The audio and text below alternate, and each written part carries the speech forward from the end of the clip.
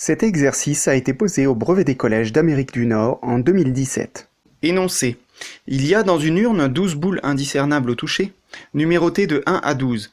On veut tirer une boule au hasard.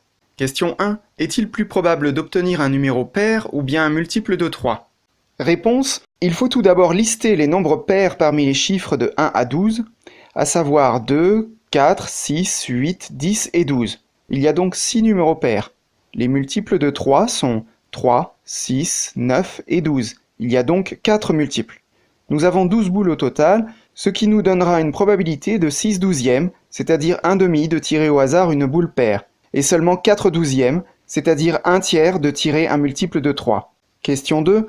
Quelle est la probabilité d'obtenir un numéro inférieur à 20? Réponse. Les boules ne sont numérotées que jusqu'à 12. Par conséquent, le nombre de boules dont le numéro est inférieur à 20 est de 12. Le même nombre que le nombre total de boules. La probabilité sera donc de 12 douzièmes, égale à 1. Question 3. On enlève de l'urne toutes les boules dont le numéro est un diviseur de 6. On veut à nouveau tirer une boule au hasard. Expliquez pourquoi la probabilité d'obtenir un numéro qui soit un nombre premier est alors de 0,375. Réponse. Les diviseurs de 6 sont 1, 2, 3 et 6. Donc 4 boules à retirer au nombre total de boules dans l'urne, égale 8. La liste des nombres premiers est 1, 2, 3, 5, 7 et 11. Mais attention, on a déjà retiré le 1, le 2 et le 3. Il ne reste donc que 3 nombres premiers.